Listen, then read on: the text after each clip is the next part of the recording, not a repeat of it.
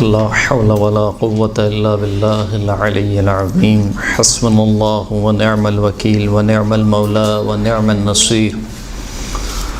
أعوذ بالله السميع العليم من الشيطان اللعين الرجيم. بسم الله الرحمن الرحيم. الحمد لله الأول بلا أول كان قبله والآخر بلا آخر يكون بعده الذي قصرت عن رؤيته أبصار الناظرين وعجزت عن نعته أوهام الواصفين. ثم الصلاة والسلام على أشرف الأنبياء والمرسلين وخاتم النبيين سيدنا ونبينا ومولانا ومولى الثقلين جد الحسن والحسين بالقاسم محمد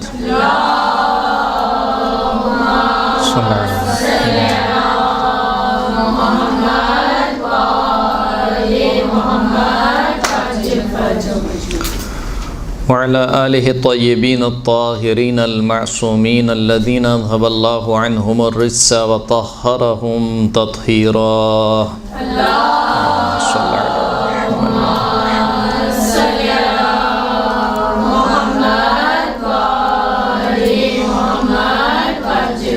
واللعنة الدائمة على أعدائهم أجمعين. أما بعد فقد قال الله سبحانه وتعالى في كتابه المجيد والفرقان الحميد وهو أصدق الصادقين. بسم الله الرحمن الرحيم. لا يكلف الله نفسا إلا وسعها لها ما كسبت وعليها ما اكتسبت. قرآن مجید میں خداوند کریم ارشاد فرماتا ہے کہ لا يكلف الله نفسا إلا وسعها. خداوند کریم کسی نفس کو، کسی جان کو اتنی ہی تکلیف دیتا ہے کہ جتنی وہ برداشت کر سکتا ہے، جتنی اس میں وسعت ہے. لہا ما کسبت وعلیہا ما اکتسبت. جو نیکی نفس کماتا ہے وہ اسی کے فائدے کے لیے ہے. وعلیہا ما اکتسبت. اور جو برائی کوئی نفس کماتا ہے تو اس کا وبال اور اس کا نقصان بھی اسی نفس کے لیے ہے. یعنی خداوند کریم غنی علی الاطلاق ہے. غنی علی الاطلاق کا کیا مطلب ہے؟ یعنی خدا کو کسی چیز کی ضرورت نہیں ہے، نہ کسی کے نماز کی، نہ کسی کے روزے کی، نہ کسی کے حج کی، کسی چیز کی ضرورت نہیں ہے. اسے اپنی مخلوق کی عبادت کی ضرورت نہیں ہے. یعنی ایسا نہیں ہے کہ اگر اتنے لوگ مثال کے طور پر عبادت کریں گے تو وہ خدا بنے گا یا اس کی بڑائی ثابت ہوگی، اور اگر اتنے لوگ عبادت نہیں کریں گے تو نعوذ باللہ اس کی بڑائی میں یا اس کی کبریائی میں کچھ کمی آ جائے گی. وہ غنی علی الاطلاق ہے.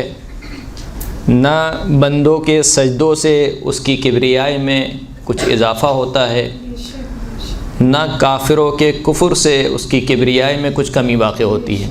لہذا خداوند کریم نے قرآن مجید میں کئی جگہوں پر یہ ارشاد فرمایا ہے کہ جو تم نیکی انجام دیتے ہو اس کا فائدہ تمہارے لیے ہے. یعنی اگر میں نے تم پر نماز، روزہ، حج، زکوٰۃ واجب کیا ہے، شریعت کو لاگو کیا ہے، تو اس کا فائدہ میرے لیے نہیں ہے، اس کا فائدہ خود تمہارے لیے ہے. اور اسی طریقے سے جو برائی تم انجام دیتے ہو اس کا نقصان بھی تمہارے ہی لیے. ایسا نہیں ہے کہ اگر انسان معصیت کرے تو خدا کی بڑائی میں یا اس کی کبریائی میں یا خدا کی خدائی میں کچھ کمی آ جائے. گفتگو کا سلسلہ جو ہم چل رہا تھا گزشتہ درس میں وہ تھا آسان نیکیاں، اور آسان نیکیوں کے عنوان سے اس آیت کو ہم نے سرنامہ کلام کے طور پر پیش کیا تھا. اور اس وقت آپ کی خدمت میں یہ بات عرض کی تھی کہ ویسے تو پوری شریعت ہی خداوند کریم نے آسان رکھی ہے، بالخصوص جو شریعت محمد صلی اللہ علیہ وآلہ وسلم صلی اللہ علیہ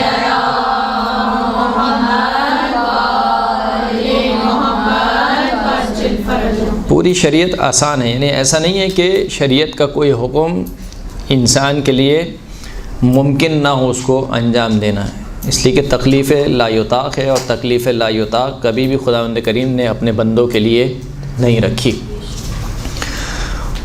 کچھ شریعت میں بھی کچھ ایسی نیکیاں خداوند کریم نے رکھی ہیں جو انتہائی آسان نیکیاں ہیں، جنہیں انسان بغیر کسی زحمت کے، بغیر کسی پیسہ خرچ کیے، بغیر کسی جسمانی تھکاوٹ کے انسان انجام دے سکتا ہے۔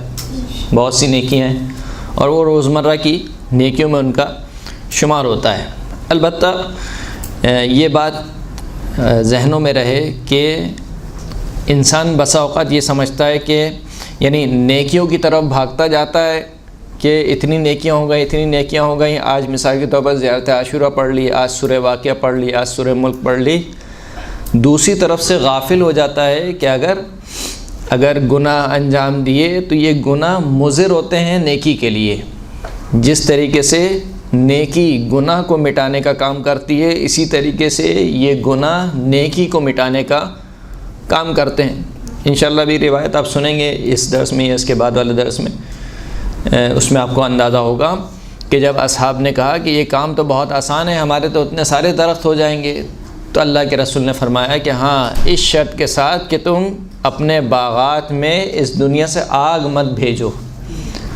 یعنی انسان غافل نہ ہو کہ میں اتنے کام اور اتنی نیکیاں میں نے کما لی ہیں، بس یہ کافی ہے اب میرے لیے۔ اب مثال کے طور پر اگر تھوڑے بہت گناہ بھی ہو گئے ہیں تو وہ چلتا ہے، یہ چلنے والا کام نہیں چلتا ہے۔ صلوات پڑھیں محمد و آل محمد۔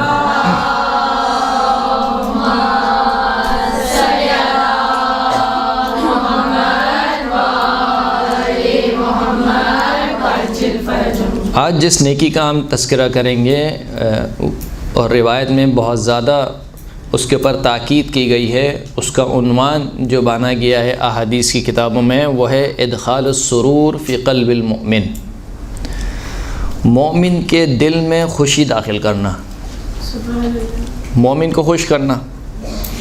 یہ احادیث کا پورا باب ہے اور کئی روایات موجود ہیں۔ دیکھیں، میں کوشش یہ کر رہا ہوں کہ ان نیکیوں کو بیان کیا جائے کہ جو ایک طریقے سے روایت کے اعتبار سے بھی مستند ہوں، ایسا نہ ہو کہ کوئی ایک دو روایت اس کے بارے میں پائی جاتی ہو۔ یعنی شیعہ سنی تمام مصادر میں اس مطلب پہ، اس باب پر کافی احادیث موجود ہیں ہمارے پاس۔ ادخال السرور فی قلب المؤمن، مومن کے دل کو خوش کرنا یا مومن کے دل میں خوشی کو داخل کرنا، جیسے کہ گزشتہ درس میں ہم نے عرض کیا تھا کہ وہ حلال طریقے سے ہونا چاہیے، حرام طریقے سے نہیں ہونا چاہیے۔ یعنی کوئی بھی ایسا حلال طریقہ کہ جس کے ذریعے سے آپ مومن کو خوش کر سکتے ہیں، کوئی بھی ایسا طریقہ، یہ ایک نیکی ہے۔ اچھا، اس میں ضروری اس کی بھی کوئی لمٹ بیان نہیں ہوئی ہے، جیسے کہ گزشتہ درس میں ہم نے عرض کیا تھا کہ صدقے کی کوئی لمٹ بیان نہیں ہوئی ہے، اس کی بھی کوئی لمٹ بیان نہیں ہوئی ہے کہ آپ یہ کام کریں تو ہی مثال کے طور پر ادخال السرور کہلائے گا۔ کسی بھی کام سے اگر آپ کا کوئی مومن خوش ہوتا ہے اور وہ کام حلال کام ہو تو یہ ادخال السرور کے زمرے میں آتا ہے۔ ثواب الاعمال میں روایت نقل کی گئی، چھٹے امام جعفر صادق علیہ الصلوۃ والسلام ارشاد فرماتے ہیں،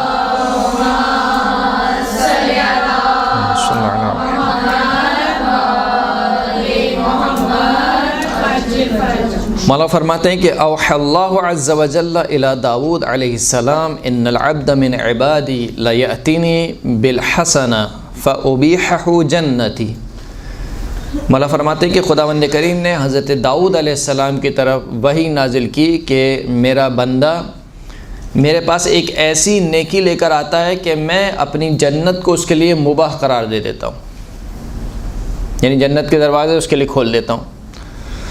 فقال داؤد علیہ السلام یا ربی وما تلک الحسنہ، حضرت داؤد نے عرض کی خدا کی بارگاہ میں کہ وہ کون سی نیکی ہے کہ جس نیکی کے سبب سے تو اپنے بندے کے لیے جنت کو مباح قرار دے دیتا ہے۔ فرمایا کہ قال یدخل علی عبد المؤمن سرورا، میرے مومن بندے کے دل میں خوشی داخل کی جائے، یعنی میرے مومن بندے کو خوش کیا جائے۔ کس چیز کے ذریعے سے؟ کیا کروں؟ کہا کہ ولو بتمرتن، اگرچہ ایک کھجور کے ذریعے سے کیوں نہ ہو، یعنی ایک کھجور کے ذریعے سے، جیسے وہ گزشتہ درس میں ہم نے صدقے کے متعلق سنا کہ صدقہ دو اگرچہ کہ آدھی کھجور کے ذریعے سے ہی کیوں نہ ہو، اسی طریقے سے یہاں پہ یعنی کم سے کم مقدار بیان کر دیے، زیادہ سے زیادہ ہی کوئی حد نہیں ہے۔ ایک کھجور کے ذریعے سے، ایک پانی کے گلاس کے ذریعے سے، مثال کے طور پر ایک جملے کے ذریعے سے، ایک حلال لطیفے کے ذریعے سے، یعنی مزاح کے ذریعے سے اگر آپ کسی مومن کو خوش کر سکتے ہیں تو یہ ایسی نیکی ہے جو جنت کو آپ کے لیے کیا کر دے گی؟ حلال کر دے گی، مباح کر دے گی آپ کے لیے۔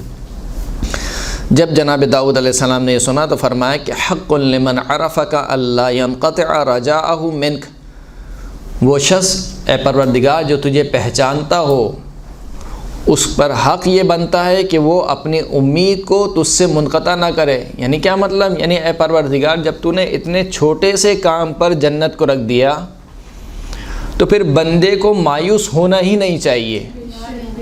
یعنی بسا اوقات یہ ہوتا ہے کہ انسان گناہ کرتا ہے اور گناہ کر کر کے مایوس ہو جاتا ہے رحمت پروردگار سے۔ الیأس من رحمت اللہ، گناہ کبیرہ میں سے دوسرے نمبر کا گناہ۔ پہلا گناہ کیا ہے؟ الشرک باللہ، گناہ کبیرہ میں سے پہلا گناہ ہے الشرک باللہ۔ دوسرے نمبر کا یہ گناہ ہے الیأس من رحمت اللہ، اللہ کی رحمت سے مایوس ہو جانا، اللہ کی رحمت سے مایوس نہ ہو۔ تو جناب داؤد فرمانا چاہتے ہیں کہ اے پروردگار جب تو اس قدر رحیم و کریم ہے کہ ایک مومن کو ایک کھجور کھلانے پر اگر خوشی حاصل ہو جاتی ہے اور اس پر تو جنت کو واجب قرار دے دیتا ہے تو پھر تو مومن کو نا امید ہی نہیں ہونا چاہیے، تو اس سے نا امید نہیں ہونا چاہیے۔ قرب الاسناد میں سوال کیا گیا، ایک روایت نقل کی گئی قرب الاسناد کتاب میں، جناب رسول خدا صلی اللہ علیہ وآلہ وسلم صلی اللہ علیہ محمد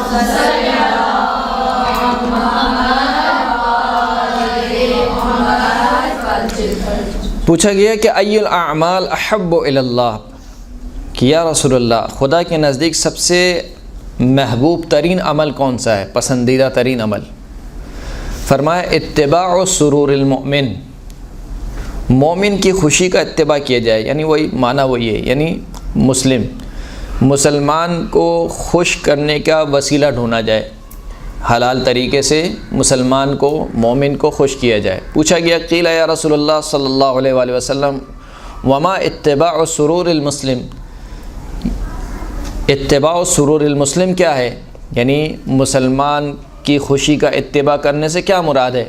اللہ کے رسول نے جواب دیا قال شبع جوعته وتنفیس کربته وقضاء دینه، کہا اس سے مراد یہ ہے کہ مسلمان کی بھوک کو ختم کیا جائے، اس کی جو مشکلات ہیں اس سے اس کو نجات دی جائے اور اس کے قرض کو ادا کیا جائے۔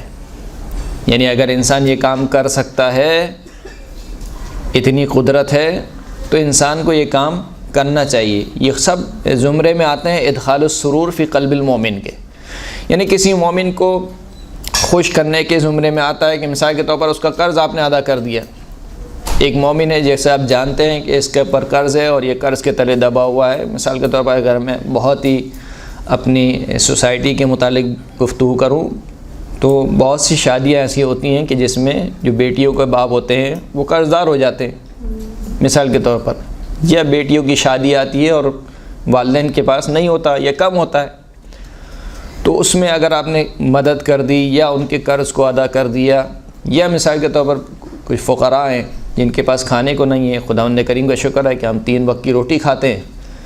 بہت سے ایسے لوگ ہیں جو شاید 2 وقت کھاتے ہیں یا شاید 1 وقت کھاتے ہیں یا شاید نہیں کھاتے، یا 1 دن کھاتے ہیں 1 دن نہیں کھاتے، بہت سے ایسے لوگ ہیں، تو ان کی بھوک کو ختم کر دیا۔ بہت سے ایسے لوگ ہیں جو ہمارے ارد گرد کے لوگ ہیں مثال کے طور پر جن کے بچوں کے پاس پہننے کو صحیح کپڑے نہیں ہیں یا پہننے کو صحیح جوتے نہیں ہیں، تو آپ نے اگر ان کو کر سکتے ہیں یہ کام، تو یہ سارے کام زمرے میں آتے ہیں ادخال السرور کے، مومن کے دل میں خوشی ڈالنے کے یا مومن کو خوش کرنے کے زمرے میں آتے ہیں۔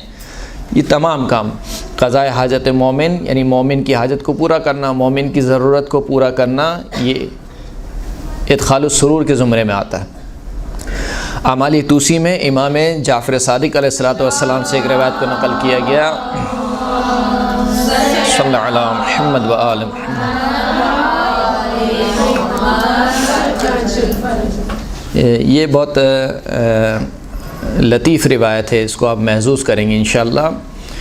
فرماتے ہیں کہ اذا بعث اللہ المؤمن من قبرہ، جب خداوند کریم مومن کو اس کی قبر سے اٹھائے گا، تو خرج معہ مثال، تو اس کی قبر کے اٹھنے کے ساتھ ایک اور چیز اس کی قبر سے نکلے گی جس کو جسم مثالی کہا جاتا ہے۔ جسم مثالی یعنی ایک میں ہوں مثال کے طور پر، اور اگر میرے ہی جیسا کوئی شخص یہاں پر یا کوئی چیز کوئی وجود یہاں پر موجود ہو تو اس کو کہا جاتا ہے جسم مثالی۔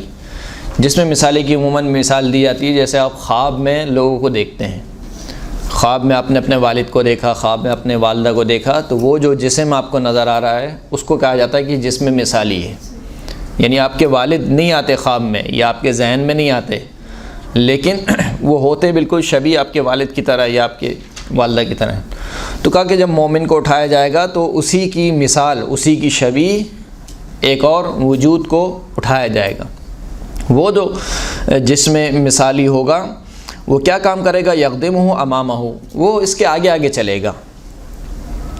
فَكُلَّمَا رَأَى الْمُؤْمِنُ حَوْلًا مِّنْ أَحْوَالِ يَوْمِ الْقِيَامَةِ، پس جب بھی مومن قیامت کی ہولناکیوں میں سے کسی ہولناکی میں مبتلا ہوگا یا کسی ہولناکی کو دیکھے گا یا کسی ہولناکی کو محسوس کرے گا، قال له المثال، تو وہ جو جسم مثالی ہوگا وہ اس بندہ مومن سے کہے گا کہ لا تجزع ولا تحزن، کہ جزا نہیں کرو، جزا نہیں کرو یعنی گھبرانے کی ضرورت نہیں ہے، خوف کھانے کی ضرورت نہیں ہے، غم نہ کرو۔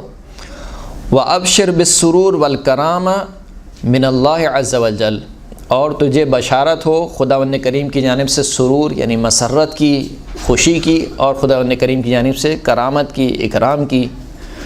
فما یزال یبشرہ بالسرور والکرامۃ من اللہ سبحانہ حتی یقف بین یدی اللہ عز وجل ویحاسبہ حسابا یسیرا، بس یہ جو جسم مثالی ہوگا یہ ہر موقع پر اس بندہ مومن کو بشارت دیتا رہے گا، یعنی ایک طریقے سے اس کو تسلی دیتا رہے گا کہ تمہیں گھبرانے کی ضرورت نہیں ہے، تمہیں بشارت ہو، تمہیں خوشی ملنے والی ہے، تمہیں اللہ کی جانب سے احترام ملنے والا ہے، تم اللہ کی جانب سے نوازنے والے ہو، نوازے جانے والے ہو۔ یہ یہاں تک کہ وہ بندہ مومن خداوند کریم کی بارگاہ میں کھڑا ہو جائے گا، یعنی حساب و کتاب کے لیے۔ جب وہ حساب و کتاب کے لیے کھڑا ہوگا تو روایت کہتی ہے یحاسبہ حسابا یسیرا، خداوند کریم اس کا بہت تھوڑا حساب لے گا، یعنی جلدی فارغ ہو جائے گا۔ اچھا، یہ جلدی بھی وہاں کا جلدی ہے، یہاں والا جلدی نہیں ہے، یہ قیامت والا جلدی ہے۔ تو بہرحال دوسروں کے مقابل میں جو قیامت کی دیر ہے اس کے مقابل میں جلدی ہے، کا جلدی فارغ ہو جائے گا۔ جب وہ تھوڑا سا اس کا حساب ہوگا تو خداوند کریم حکم دے گا وَيَأْمُرُ بِهِ إِلَى الْجَنَّةِ، خداوند کریم اس کو حکم دے گا کہ تم جنت میں چلے جاؤ۔ وَالْمِثَالُ أَمَامَهُ، اور وہ جو جسم مثالی ہے وہ اس کے آگے آگے چلے گا۔ فَيَقُولُ لَهُ الْمُؤْمِنُ، جب یہ سارا واقعہ رونما ہو جائے گا تو وہ بندہ مومن اس جسم مثالی سے کہے گا، کیا کہے گا؟ رحمک اللہ، خدا تجھ پر رحم کرے، نعم الخارج معی من قبری، تو کتنی اچھی چیز ہے جو میرے ساتھ میری قبر سے خارج ہوئی ہے، میرے ساتھ میری قبر سے نکلی ہے۔ ما زلت تبشرنی بالسرور والکرامۃ من اللہ عز وجل، اور جب سے تو قبر سے میرے ساتھ نکلی ہے اس وقت سے لے کر ابھی تک تو مسلسل مجھے بشارت دیتی ہوئی آ رہی ہے کہ گھبراؤ نہیں، خوف مت کھاؤ، تمہیں انشاءاللہ خداوند کریم خوشی عطا کرے گا، کرامت عطا کرے گا۔ فمن انت، پس اب بتاؤ کہ تم کون ہو۔ جب مومن کی ساری اسے کہنا چاہیے خوف ختم ہو جائے گا تو وہ مومن اس سے کہے گا کہ تم بتاؤ کہ تم کون ہو۔ فیقول له المثال، تو وہ جو جسم مثالی ہے وہ اس بندہ مومن سے کہے گی کہ انا السرور الذی ادخلتہ علی اخیک المؤمن، میں وہ خوشی ہوں کہ جو تو نے اپنے مومن بھائی کو پہنچائی تھی، میں وہ خوشی ہوں، یعنی ایک خوشی کی بات ہو رہی ہے، میں وہ خوشی ہوں جو تو نے اپنے مومن بھائی کو پہنچائی تھی۔ خلقنی اللہ منہ لأبشرک، مجھے خداوند کریم نے اسی خوشی سے خلق کیا ہے تاکہ میں تجھے بشارت دیتی رہوں۔ اچھا، یہ اس قسم کی جو روایتیں ہیں اگرچہ کہ اس میں علی الاطلاق ہے، یعنی ایک شبہے کا ازالہ کرنا چاہتا ہوں یہاں پر کہ آپ اس روایت کو بما ہوا اس روایت کو نہ دیکھیں، اس روایت کے ساتھ اور بہت ساری چیزیں ملی ہوئی ہیں جو دوسری روایتوں میں ذکر ہوئی ہیں۔ یعنی مثال کے طور پر اس مثال میں اس روایت میں یہ کہا گیا کہ بندہ مومن اگر خوشی داخل کرے گا تو وہ ایک جس میں مثالی خارج ہوگا، وہ اسے مسلسل بشارت دیتا رہے گا. تو کوئی یہ نہ سمجھے کہ بس خوشی داخل کر لی، اب اس کے بعد آپ اور کوئی کام نہیں کرنا. اس کا یہ مطلب نہیں ہے. یعنی یہ یہاں پر پوائنٹ آؤٹ کیا جا رہا ہے خاص نیکی کو، اور اس کی جزا بیان کی جا رہی ہے. نہ یہ کہ انسان یہ سمجھے کہ بس یہ کام کر لیا تو اب نہ نماز کی ضرورت ہے، نہ روزے کی ضرورت ہے، نہ فلاں. یہ کام مثلا یہ متاسفہ یہ کام بہت ہوتا ہے ہمارے یہاں، بالخصوص عزاداری کے حوالے سے. جب ہم روایتیں سنتے ہیں کہ مثال کے طور پر ایک آنسو جاری ہو گیا اور تمام کے تمام گناہ بخش دیے گئے، تو کوئی شک نہیں ہے روایت، اس روایت میں موجود ہے یہ روایت، اور صادق مصدق سے یہ روایت صادق ہے. لیکن اس کا یہ مطلب ہرگز نہیں ہے کہ انسان ان روایتوں پر اعتماد کرتے ہوئے اور یہ کہے کہ میں نے جو ہے وہ اب تمام کے تمام کام چھوڑ دیے، نہ مجھے نماز کی ضرورت ہے، نہ مجھے روزے کی ضرورت ہے، نہ مجھے کسی اور چیز کی ضرورت ہے. تو ان روایت کو پڑھتے ہوئے یا سنتے وقت اس بات کا خاص خیال رکھا جائے کہ یہ روایتیں ایک خاص نیکی کو پوائنٹ آؤٹ کرنے کے لیے آئی ہیں، ایک خاص نیکی کی اہمیت کو بیان کر رہی ہیں. اس کا یہ مطلب ہرگز نہیں ہے کہ انسان دوسرے کاموں کو چھوڑ دے. ایک صلوات پڑھے محمد و آل محمد، صلی اللہ علی محمد و آل محمد.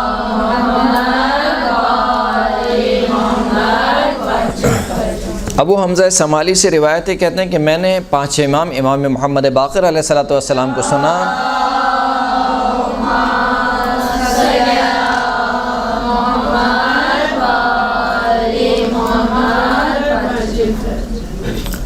کہ وہ فرما رہے تھے کہ سرکار نے ارشاد فرمایا کہ یعنی ان کے جد رسول اللہ نے ارشاد فرمایا کہ من سر مؤمنا فقد سرنی، جس نے کسی ایک مومن کو خوش کیا اس نے مجھ رسول اللہ کو خوش کیا.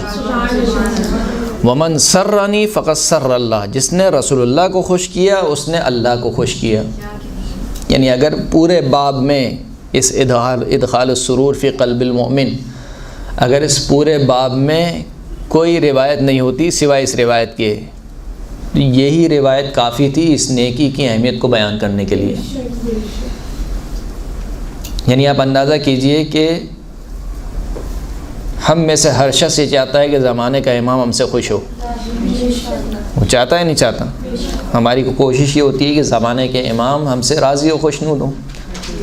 بیان کر دیا دیکھو ہماری خوشی کس میں ہے. مومن کو خوش کرو گے ہماری خوشی اسی میں ہے. تم نے ایک مومن کو خوش کیا گویا ہمیں خوش کیا. ابھی آپ روایت سنیں گی، طویل روایت ہے. اصول کافی میں ہی 5ویں امام سے روایت ہے کہ ان مؤمنا کان فی مملکت جبار فبلع بہ، کہ ایک مومن کسی ظالم اور جابر کے زیر حکومت زندگی بسر کر رہا ہوتا ہے. فبلع بہ، تو اس کا حق غصب کر لیا جاتا ہے. فہرب منہ الی دار الشرک، وہ مومن فرار کرتا ہے وہاں سے، ایک ایسی حکومت کی طرف چلے جاتا ہے، ایک ایسے ملک میں چلے جاتا ہے جہاں پر مشرکین کی حکومت ہوتی ہے. یعنی مسلمانوں کی حکومت سے فرار کر کے چلا جاتا ہے کہاں پر؟ مشرکین کی حکومت. فنزل برجل من اہل الشرک، اب یہ بہت اہم روایت ہے. پس جب وہ مشرکین کے حکومت میں جاتا ہے تو ایک ایسے شخص کا مہمان بنتا ہے یا ایک ایسے شخص کے پاس جاتا ہے کہ جو مشرکین میں سے کوئی شخص ہوتا ہے. فَأَذَلَّهُ، وہ جو مشرک شخص ہوتا ہے وہ اس کو صاحبان فراہم کرتا ہے، یعنی رہنے کی جگہ دیتا ہے. وَأَرْفَقَهُ، اس کے ساتھ نرمی سے پیش آتا ہے. وَأَضَافَهُ، اس کی مہمان نوازی کرتا ہے. فَلَمَّا حَضَرَهُ الْمَوْتِ، جب اس مشرک کی موت کا وقت آتا ہے، أَوْحَى اللَّهُ عَزَّ وَجَلَّ إِلَيْهِ، خداوند کریم اس مشرک کی طرف وحی کرتا ہے کہ وعزتی و جلالی، میری عزت کی قسم اور میرے جلال کی قسم، لو کان لک فی جنتی مسکن لاسکنتک فیہا، اگر میری جنت میں تیرے لیے کوئی جگہ ہوتی تو میں ضرور بضرور تجھے اپنی جنت میں جگہ دیتا. وَلَكِنَّهَا مُحَرَّمَةٌ عَلَى مَن مَاتَ بِي مُشْرِكًا، لیکن جنت میں نے حرام کر دی ہے جو میرے ساتھ کسی کو شریک قرار دے، اس کے پر جنت میں نے حرام کر دی ہے. بس تم مشرک مرا ہے، لہٰذا اگر یہ جنت میں نے حرام نہ کی ہوتی تو کیونکہ تو نے ایک بندہ مومن کے ساتھ یہ کام کیا کہ اس کو صاحبان فراہم کیا، اس کے ساتھ نرمی سے پیش آیا، اور اس کو جو ہے وہ اس کی مہمان نوازی کی. ولیکن یا نار ہدیہ ولا تؤذیہ، لیکن خداوند کریم کہے گا آتش جہنم سے کہ اے آتش جہنم، اس مشرک بندے کو ڈرا ضرور، ہدیہ اس کو ڈرا، ولا تؤذیہ مگر اس کو اذیت مت پہنچا. کتنی اہمیت ہے، کتنی اہمیت ہے ادخال السرور. اب اسی سے آپ اس کے برعکس نتیجہ نکال لیں. برعکس نتیجہ کیا؟ جب ادخال السرور کی اتنی اہمیت ہے تو اذیت پہنچانا کس قدر مذمت ہوگا. اگر کوئی مومن کسی کو اذیت پہنچائے کسی بھی طریقے سے، اپنے اعضاء و جوارح کے ذریعے سے، اپنے گفتگو کے ذریعے سے، طعن کا نشانہ بنائے، تشنیع کا نشانہ بنائے، طنز کا نشانہ بنائے، یہ اذیت پہنچانا جس طریقے سے ادخال السرور اس قدر اہمیت کا حامل ہے کہ ایک بندہ مشرک کے لیے خداوند کریم کہہ رہا ہے کہ اگر جنت میں جگہ ہوتی تو میں تجھے جنت میں جگہ دیتا، اور آتش جہنم سے کہہ رہا ہے کہ اس کو ڈرانا ضرور مگر اس کے لیے اس کو اذیت مت پہنچانا. آپ سوچئے کہ اگر بندہ مومن کو اذیت پہنچائی جائے تو اس کا گناہ کیا ہے. وَيُؤْتَ بِرِزْقِهِ طَرَفَيِ النَّهَارِ، یہ ایسا بندہ مشرک ہوگا کہ صبح و شام یعنی دن کے دو اوقات میں اس کا رزق اس کو پہنچایا جائے گا. یعنی یہ جہنم میں ہوگا، اس کے باوجود اس کا رزق آئے گا. تو راوی نے سوال کیا، قلت من الجنہ، کیا اس کا جو رزق آئے گا وہ جنت سے آئے گا؟ قال من حیث شاء اللہ، امام نے فرمایا کہ جہاں سے اللہ چاہے گا وہاں سے اس کا رزق آئے گا. صلی اللہ پڑھے محمد و آل محمد، صلی اللہ علی محمد و آل محمد.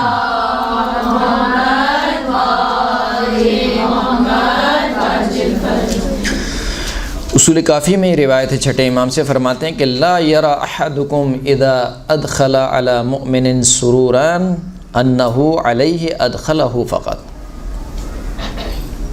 بہت عجیب روایت ہے.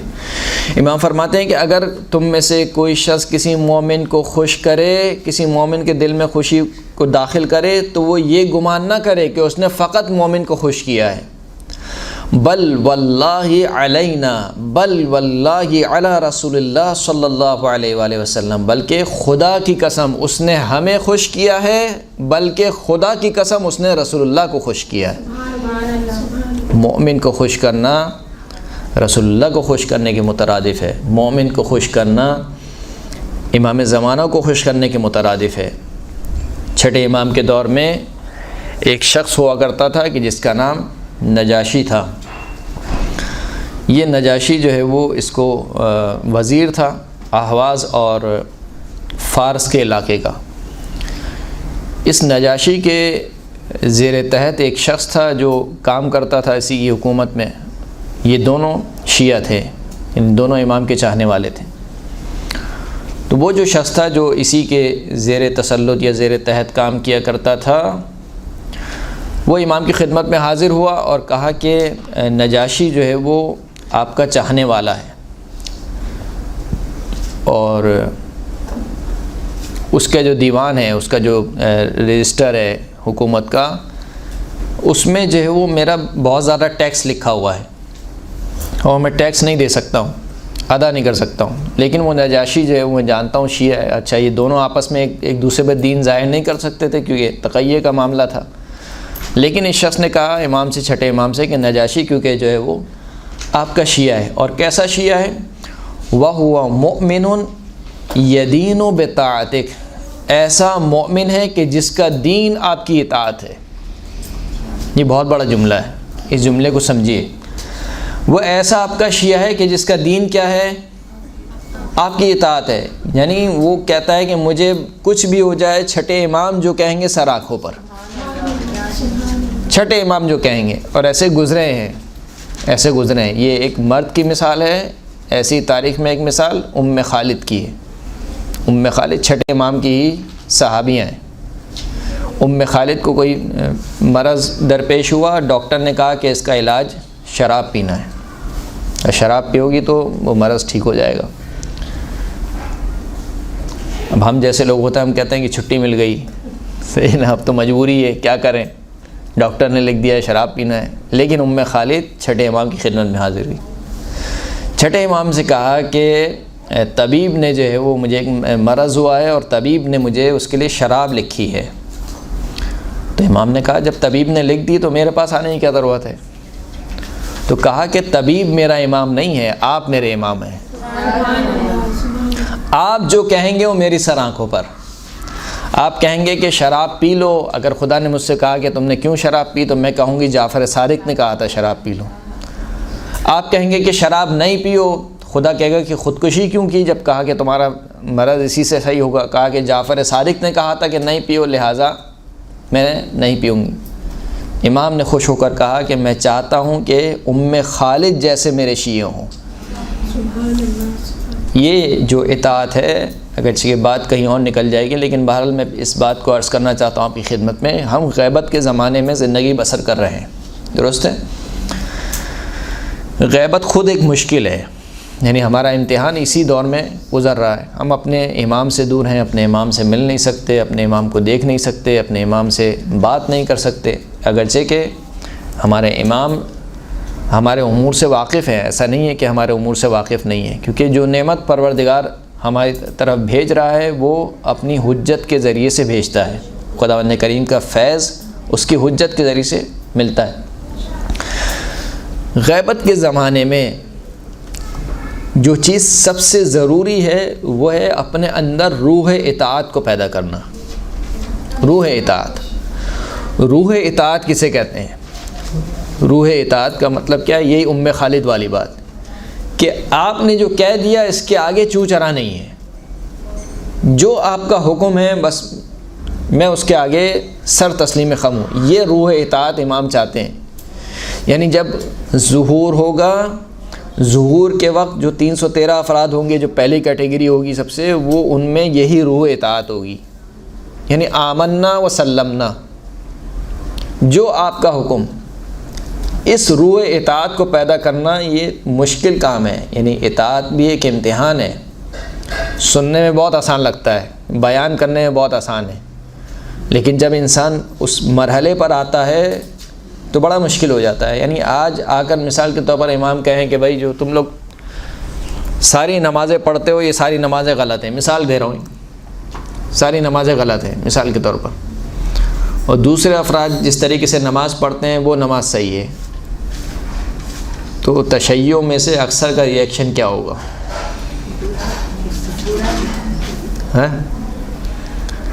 یا ہم جو اذان دیتے ہیں مثال کے طور پر امام کہیں کہ یہ نہیں صحیح نہیں، ایک مثال کے طور پر پیش کر رہا ہوں، فوراً سے مجتہد کی طرف اشارہ کریں گے، جی ہم فوراً مجتہد کو بلیم کریں گے۔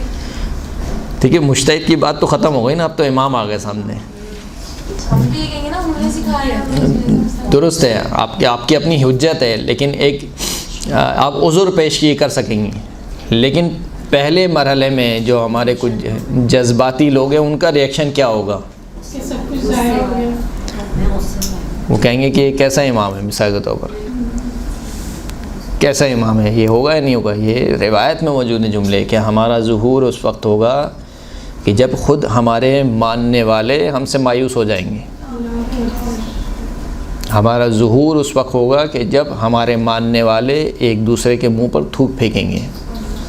تھوک پھینکنے سے مراد کیا ہے؟ یعنی وہی یہ کنایا ہے، یعنی ایک دوسرے کو طنز و تشنیع کا نعرہ بنائیں گے۔ وہ کہیں گے کہ تم ولایت سے خارج ہو، وہ کہیں گے تم ولایت سے خارج ہو، وہ کہیں گے کہ ہم ولایتی ہیں، وہ کہیں گے ہم ولایتی ہیں، درست ہے؟ یہاں تک کہ جب امام کا ظہور ہوگا تو لوگ کہیں گے کہ یہ تو کوئی نیا دین لے کر آیا ہے، یعنی روایت موجود ہے، لوگ یہ کہیں گے کہ کوئی نیا دین لے کر آیا ہے۔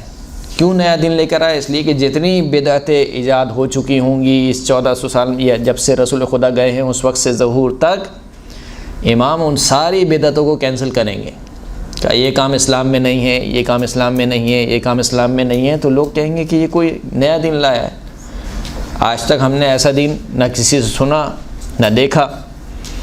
تو یہ جو روح اطاعت ہے، اس وقت میرا ریئیکشن کیا ہوگا جب اگر امام مجھ سے کہیں گے کہ اب تک جو تمہارا عقیدہ تھا یہ عقیدہ غلط تھا، مثال کے طور پر میں ایک مثال کہہ رہا ہوں، اور امام کہیں گے کہ یہ عقیدہ ہے، یا کسی عمل کے بارے میں کہیں کہ تمہارا یہ عمل صحیح نہیں تھا، یہ اگرچہ تمہارے آباء و اجداد کرتے ہوئے آ رہے تھے لیکن یہ عمل صحیح نہیں ہے،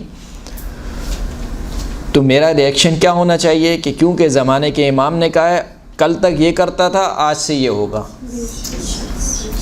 یہ روح اطاعت ہے. اس روح اطاعت کو پیدا کرنے کی ضرورت ہے. اور وہ کیسے ہوگی؟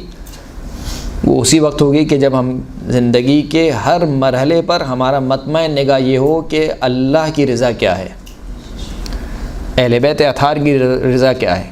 جب تک یہ چیز پیدا نہیں ہوگی اس وقت روح اطاعت پیدا نہیں ہو سکتی. بہرحال تو اس نے کہا کہ نجاشی ایک ایسا مومن ہے یدین و بطاعتک، جو اس کا دین کیا ہے؟ آپ کی اطاعت ہے، یعنی جو آپ کہیں گے وہ اس کا دین ہے. فَإِنْ رَأَيْتَ أَن تَكْتُبَ لِي إِلَيْهِ كِتَابًا، پس اگر آپ مناسب سمجھتے ہوں تو میرے لیے کچھ لکھ دیجئے، یعنی کوئی خط لکھ دیجئے تو میں وہ آپ کا خط لے جا کے اس کو دے دوں گا، تو کچھ کمی واقع ہو جائے گی جو مجھ پر ٹیکس وغیرہ اس نے لگایا ہوا ہے. اب دیکھیے کہ امام نے خط میں لکھا کیا ہے اور نجاشی نے سمجھا کیا ہے. درست ہے؟ امام نے لکھا خط میں بسم اللہ الرحمن الرحیم سر اخاک یسرک اللہ، اتنا سا جملہ ہے. کیا لکھا ہے امام نے؟ اپنے مومن بھائی کو خوش کر، اللہ تجھ سے خوش ہو جائے گا. اس کے علاوہ اور کوئی لمبی چوڑی بات نہیں لکھی امام نے کہ مثال کے طور پر تو ہمارا چاہنے والا ہے، تو بندہ مومن ہے، میں تیری شفاعت کروں گا، میں فلاں کروں گا، اس بندہ مومن کی مشکل کو حل کر دے، یہ غریب ہے اور فلاں. نہیں، کچھ نہیں لکھا امام نے. چھوٹا سا جملہ. کیا چھوٹا سا جملہ ہے؟ سر اخاک یسرک اللہ، اپنے مومن بھائی کو خوش کر، اللہ تجھ سے خوش ہو جائے گا یا اللہ تجھے خوش کرے گا. اب یہ چھوٹا سا جملہ لے کر وہ چلا گیا. جب یہ گیا نجاشی کے پاس تو وہ کہا کہ میں داخل ہوا تو وہاں پر محفل سجی ہوئی تھی، یعنی کافی لوگ افراد موجود تھے. جب وہ سب اٹھ کے چلے گئے تو جب میں اور وہ دونوں اکیلے رہ گئے تو میں نے امام کا خط نجاشی کو دیا اور کہا کہ ھذا کتاب ابی عبداللہ علیہ السلام، کہ یہ چھٹے امام کا خط ہے. نجاشی نے کیا کیا؟ فقبلہ، جیسے ہی سنا چھٹے امام کا خط ہے، خط کو بوسہ دیا. وَوَضَعُهُ عَلَى عَيْنَيْهِ، خط کو اپنی دونوں آنکھوں سے لگایا. چھٹے امام کا خط ہے. وَقَالَ لَهُ مَا حَاجَتُكَ، یعنی جب خط کو پڑھا، خط کو پڑھنے کے بعد خط کو اپنی آنکھوں سے لگایا. کہا کہ تمہاری حاجت کیا ہے، یعنی کس کام کے لیے آئے ہو میرے پاس. کہا کہ آپ کے جو رجسٹر ہے اس میں ٹیکس لکھا ہوا ہے اور میں ٹیکس ادا نہیں کر سکتا ہوں. تو پوچھا کہ کتنا ہے ٹیکس؟ تو اس نے کہا کہ 10,000 درہم ہے. جیسے سنا 10,000 درہم ہے تو اس نے اپنے کاتب کو بلایا اور کہا کہ یہ جو ٹیکس اس کا لکھا ہوا ہے یہ میرے مال سے ادا کر دو. پریشانی حل ہو گئی نہیں ہو گئی؟ اس کی پریشانی کیا تھی کہ ٹیکس ہے گا، وہ ٹیکس ادا نہیں کر سکتا ہے. کہا کہ یہ ٹیکس میرے مال سے ادا کر دو، ختم ہو گئی بات. امام کی حدیث پر عمل ہو گیا نہیں ہو گیا؟ امام نے کہا تھا کہ سر اخاک یسرک اللہ، اپنے بھائی کو خوش کر، اللہ تجھے خوش کرے گا. لیکن اس نے کیا کیا؟ ثم وامر، اس کے بعد اس نے کیا کیا؟ فقال، خوب ایک صلوات پڑھے محمد وعلی محمد صلی اللہ علیہ محمد.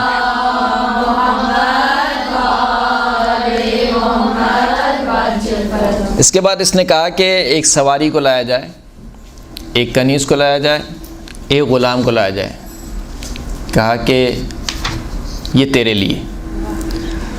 جب ٹیکس کو ادا کیا اس کی جانب سے تو کہا کہ کیا میں نے تجھے خوش کر دیا؟ اس بندے نے کہا کہ ہاں تو نے مجھے خوش کر دیا. پھر کہا کہ یہ سواری بھی تیرے لیے، یہ کنیز بھی تیرے لیے، یہ غلام بھی تیرے لیے. پھر اس کے بعد پوچھا کہ کیا میں نے تجھے خوش کر دیا؟ اس نے کہا ہاں کہ تو نے مجھے خوش کر دیا. پھر ایک برتن منگوایا گیا، اس برتن کو بھر دیا کپڑوں سے، کئی کپڑے بھی تیرے لیے. پھر کہا کیا میں نے تجھے خوش کیا؟ اس نے کہا ہاں تو نے مجھے خوش کر دیا. کہتا ہے کہ وہ اسی طریقے سے مجھے دیتا جا رہا تھا اور مجھ سے پوچھتا جا رہا تھا کہ کیا میں نے تجھے خوش کر دیا؟ میں کہتا تھا کہ ہاں تو نے مجھے خوش کر دیا. یہاں تک کہ جس فرش پر وہ بیٹھا تھا، جس قالین پر یا جس دری پر وہ بیٹھا ہوا تھا، کہا کہ اس فرش کو اٹھا لے، یہ فرش بھی تیرا. یعنی جتنا جو کچھ تھا اس کے پاس سب کچھ دے دیا. اب آپ نے سمجھا کہ اس جملے کا مطلب کیا تھا؟ یدین و بطاعتک، اس کا دین تیری اطاعت ہے، آپ کی اطاعت ہے۔ یعنی امام کی اطاعت کس قدر محبوب تھی نجاشی کو، سب کچھ دے دیا کہ یہ بھی تیرا، یہ بھی تیرا، یہ غلام بھی تیرا، کنیز بھی تیری، یہ فرش بھی تیرا، سب کچھ تیرا۔ پھر اس کے بعد کہا کہ جب جانا تو امام کو میرا سلام کہنا، اور پھر اس کے بعد اگر کبھی بھی تمہیں کوئی ضرورت پیش پڑے تو میرے پاس آ جانا، پریشان مت ہونا۔ یہ چلا گیا۔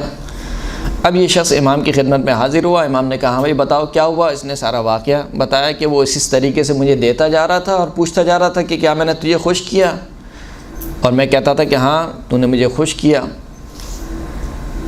تو اس شخص نے کہا یا ابن رسول اللہ کأنہ قد سرک ما فعل بی، اے اللہ کے رسول۔ اچھا، امام سنتے جا رہے تھے اور امام کے چہرے پر خوشی کے آثار رونما ہوتے جا رہے تھے، یعنی جیسے وہ واقعہ سناتا جا رہا تھا امام خوش ہوتے جا رہے تھے۔ تو اس شخص نے کہا کہ مجھے ایسا لگتا ہے کہ جو کام اس نے کیا ہے اس سے آپ بہت خوش ہوئے ہیں۔ کہا کہ فقال ای واللہ لقد سر اللہ و رسولہ، خدا کی قسم اس نے اللہ کو خوش کیا، اس نے رسول اللہ کو خوش کیا۔ صلی اللہ علیہ وسلم۔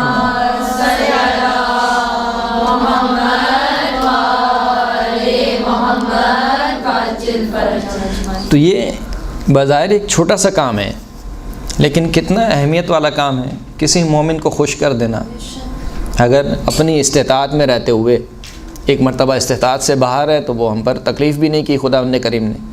ایک مومن کا اتنا قرض ہے جو میں ادا ہی نہیں کر سکتا، تو خدا کریم نے مجھے مکلف بھی نہیں بنایا کہ میں اس کو ادا کروں۔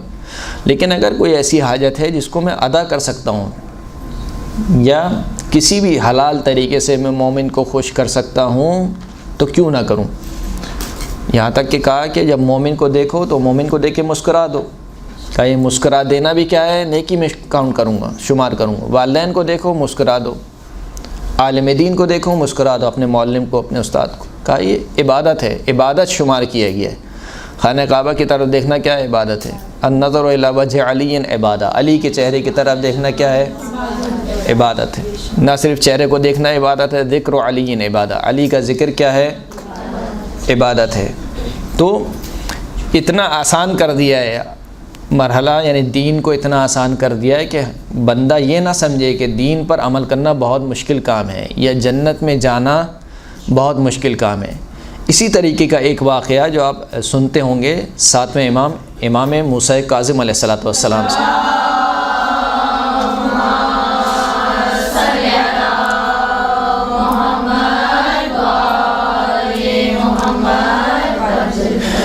ابراہیم جمال کا واقعہ ہے۔ ابراہیم جمال اور علی بن یقطین یہ دونوں امام کے شاگرد ہیں۔ علی بن یقطین تو بہت مشہور و معروف ہیں، آپ کس سے یعنی سنتے ہی رہتے ہیں جب بھی امام کی مناسبت سے کوئی مجلس ہوتی ہے۔ ابراہیم جمال کسے بولتے ہیں؟ یعنی جو اونٹ کو کرائے پہ دیتا تھا، جیسے صفوان جمال ہے، اسی طریقے سے ابراہیم جمال یعنی اس کا کام یہ تھا کہ وہ اونٹ کو رینٹ اے کار کا کام کرتے تھے، تو رینٹ اے کیمل کا کام تو اس وجہ سے ان کو جمال کہتے تھے۔ ابراہیم جمال ایک مرتبہ کوفے کا کیونکہ حاکم تھا، گیا علی بن یقطین کے پاس اور کہا کہ یعنی کیونکہ وزیر تھے تو جو دربان بان تھا اس سے کہا کہ جاؤ مجھے علی بن یقطین سے کہو کہ مجھے اس سے کام ہے، مجھے ملنا ہے۔ علی بن یقطین نے ملنے سے منع کر دیا کہ نہیں مل سکتا ابھی، چلے جاؤ۔ اسی سال علی بن یقطین حج کے لیے آیا۔ دوران طواف امام موسیٰ کاظم سے ملنا چاہا، امام نے منہ پھیر لیا، نہیں ملے۔ پھر امام سے اجازت طلب کی کہ امام اجازت ہو تو میں آ جاؤں آپ کی خدمت میں۔ امام نے منع کر دیا، کہا نہیں۔ مدینے پہنچ گئے کہ آپ کو معلوم ہے کہ جب حج کرتے ہیں تو پھر مکے سے جاتے ہیں مدینے، رسول اللہ کی زیارت کرتے ہیں۔ مدینے پہنچ گئے۔ مدینے پہنچ کر امام سے ایک مرتبہ پھر دوبارہ درخواست کی کہ میں آپ سے ملنا چاہتا ہوں۔ امام نے بلایا اور یہ بات بہت گنا گزری علی بن یقطین پر۔ علی بن یقطین امام کے بہت چاہنے والے تھے کہ مجھے امام نے منع کر دیا ملنے سے۔ کہا کہ یا امام آپ نے ملنے سے منع کر دیا مجھے کہ ہاں تو نے ہمارے چاہنے والے کو ملنے سے منع کر دیا تھا، ابراہیم جمال سے ملنے سے منع کر دیا تھا، لہٰذا جو ہے وہ ہم نے بھی تجھے منع کر دیا. جو بات میں سمجھانا چاہ رہا ہوں کہ مومن کو خوش کرنا اہل بیت کو خوش کرنے کے مترادف ہے، مومن کو اذیت پہنچانا اہل بیت کو اذیت پہنچانے کے مترادف ہے، یا مومن کی حاضر روائی نہ کرنا. کہا کہ کیونکہ تو نے ہمارے ایک چاہنے والے کو ملنے سے منع کر دیا تھا، لہٰذا ہم نے بھی تجھے ملنے سے منع کر دیا. بہت پشیمان ہوا، کہا کہ میں استغفار کرتا ہوں، توبہ کرتا ہوں. کہا نہیں، توبہ سے کام نہیں چلے گا، توبہ سے کام نہیں چلے گا جب تک ابراہیم جمال تجھے معاف نہ کرے، اس وقت تک نہیں ہو سکتا کام. کہا کہ مولا میں مدینے میں ہوں، ابراہیم کوفہ میں ہے، ابھی تو یہ کام نہیں ہو سکتا ہے، ممکن نہیں ہے. کہا کیوں نہیں ہو سکتا؟ اگر حکم دو تو کرو گے؟ کہا کیوں نہیں. کہا جاؤ بقی میں، رات کے وقت بقی میں اکیلے جانا اور کچھ دعا وغیرہ یا جو بھی کوئی ذکر بتایا، اپنے گھوڑے پر بیٹھنا ہے، ذکر پڑھنا، انشاءاللہ آنکھ کھولو گے تم کوفہ میں ہوگے. ابراہیم کیا بولتے ہیں علی بن یقطین جو ہے وہ گیا رات کے وقت بقی میں، اور وہی کام انجام دیا. یہاں تک کہ جب علی بن یقطین نے آنکھیں کھولیں تو وہ ابراہیم جمال کے گھر کے دروازے پہ تھے. رات کے وقت دق الباب کیا، دروازہ کھٹکھٹایا. کہا کہ کون ہے؟ کہا کہ میں علی بن یقطین ہوں.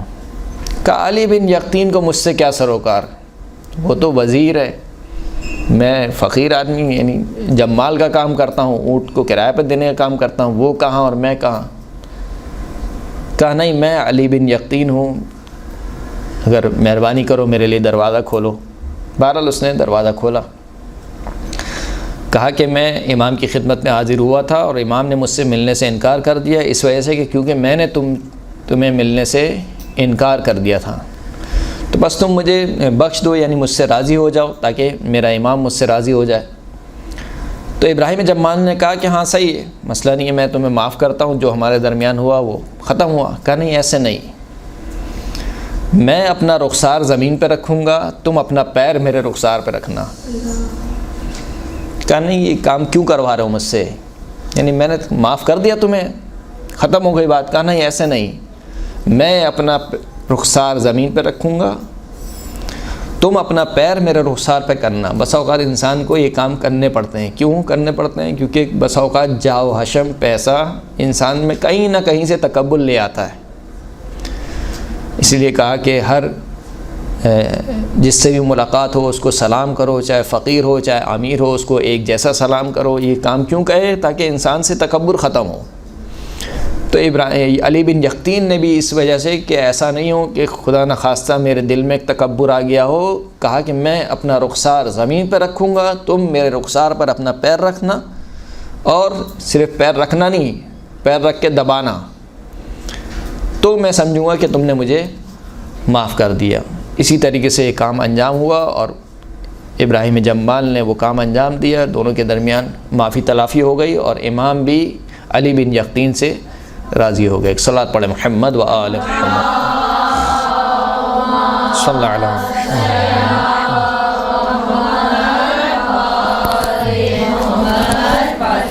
وآخر الدعوانا الحمد للہ رب العالمین.